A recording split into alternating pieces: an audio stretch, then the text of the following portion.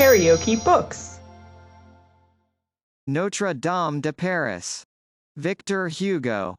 Translated by Isabel F. Hapgood. Book 8. Chapter 5. The Mother.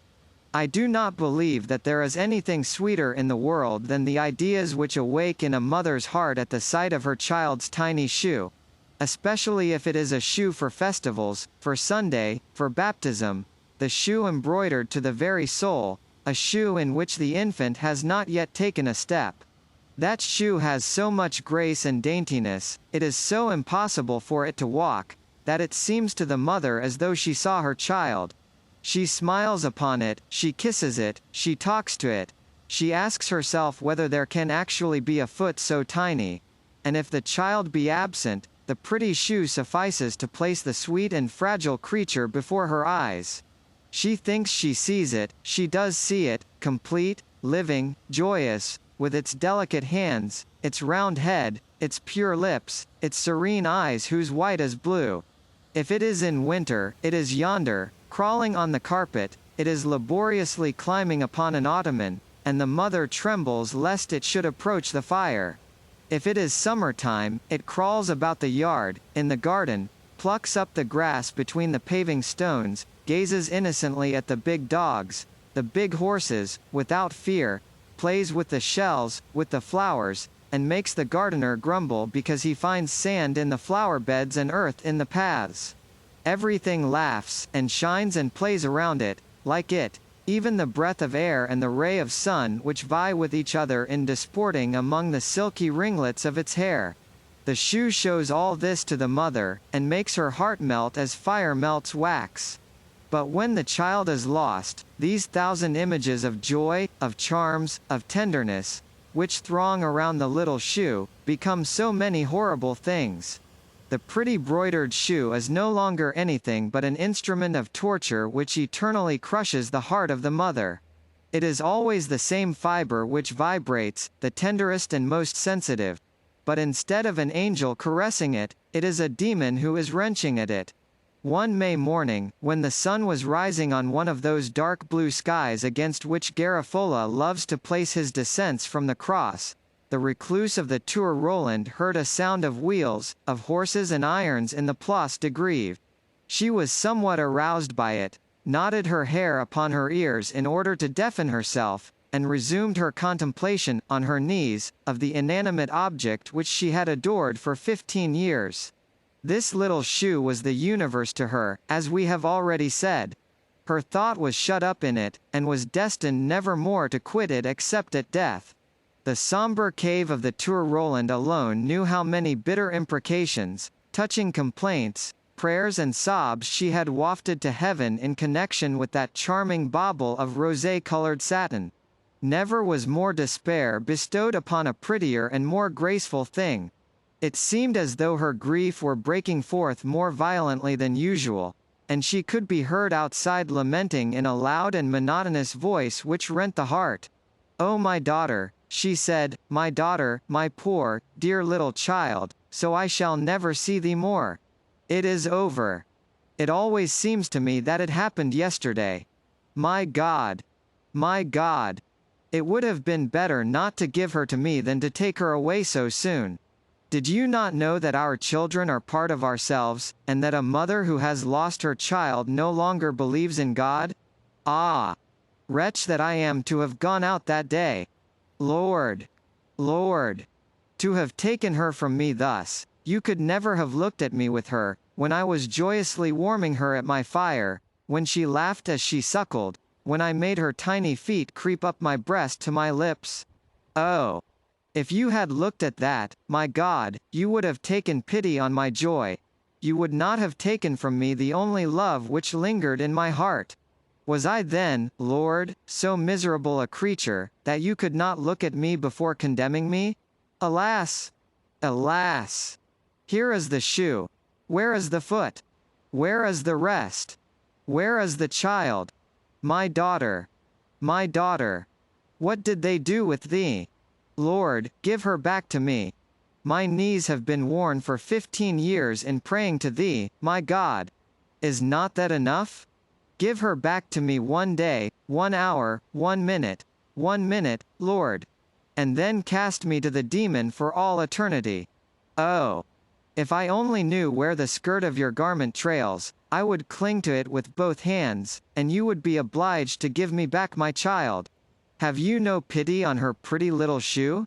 Could you condemn a poor mother to this torture for 15 years? Good Virgin! Good Virgin of Heaven! My infant Jesus has been taken from me, has been stolen from me. They devoured her on a heath, they drank her blood, they cracked her bones. Good Virgin, have pity upon me. My daughter, I want my daughter. What is it to me that she is in paradise? I do not want your angel, I want my child. I am a lioness, I want my whelp. Oh! I will writhe on the earth, I will break the stones with my forehead, and I will damn myself, and I will curse you, Lord, if you keep my child from me.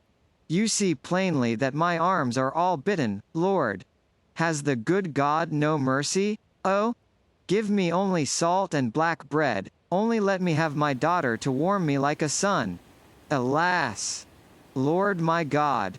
Alas!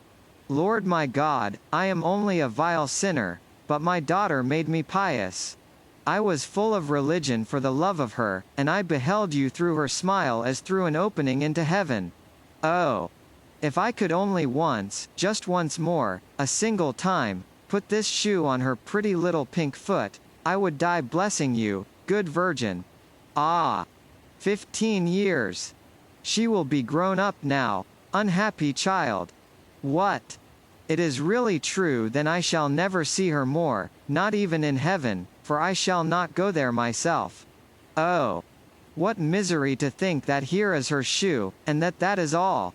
The unhappy woman flung herself upon that shoe, her consolation and her despair for so many years, and her vitals were rent with sobs as on the first day. Because, for a mother who has lost her child, it is always the first day. That grief never grows old. The mourning garments may grow white and threadbare, the heart remains dark. At that moment, the fresh and joyous cries of children passed in front of the cell. Every time that children crossed her vision or struck her ear, the poor mother flung herself into the darkest corner of her sepulchre, and one would have said, that she sought to plunge her head into the stone in order not to hear them.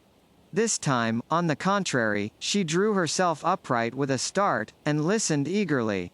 One of the little boys had just said, "They are going to hang a gypsy today." With the abrupt leap of that spider which we have seen fling itself upon a fly at the trembling of its web, she rushed to her air-hole, which opened, as the reader knows, on the Place de Grève. A ladder had, in fact, been raised up against the permanent gibbet, and the hangman's assistant was busying himself with adjusting the chains which had been rusted by the rain. There were some people standing about. The laughing group of children was already far away. The sacked nun sought with her eyes some passer by whom she might question. All at once, beside her cell, she perceived a priest making a pretext of reading the public breviary, but who was much less occupied with the lectern of latticed iron, than with the gallows, toward which he cast a fierce and gloomy glance from time to time. She recognized Monsieur the Archdeacon of Joses, a holy man. "Father," she inquired, "whom are they about to hang yonder?" The priest looked at her and made no reply. She repeated her question. Then he said, "I know not." "Some children said that it was a gypsy," went on the recluse. "I believe so," said the priest. Then Paquette la Chantefleurie burst into hyena-like laughter. "Sister," said the archdeacon, "do you then hate the gypsies heartily?" "Do I hate them?" exclaimed the recluse, "they are vampires, stealers of children. They devoured my little daughter, my child, my only child. I have no longer any heart, they devoured it." She was frightful. The priest looked at her coldly. "There is one in particular whom I hate, and whom I have cursed," she resumed. "It is a young one, of the age which my daughter would be if her mother had not eaten my daughter. Every time that young viper passes in front of my cell, she sets my blood in a ferment. Well, sister, rejoice, said the priest, icy as a sepulchral statue. That is the one whom you are about to see die. His head fell upon his bosom and he moved slowly away. The recluse writhed her arms with joy. I predicted it for her, that she would ascend thither. Thanks, priest, she cried. And she began to pace up and down with long strides before the grating of her window, her hair disheveled, her eyes flashing, with her shoulder striking against the wall, with the wild air of a female wolf in a cage, who has long been famished, and who feels the hour for her repast drawing near. KaraokeBooks.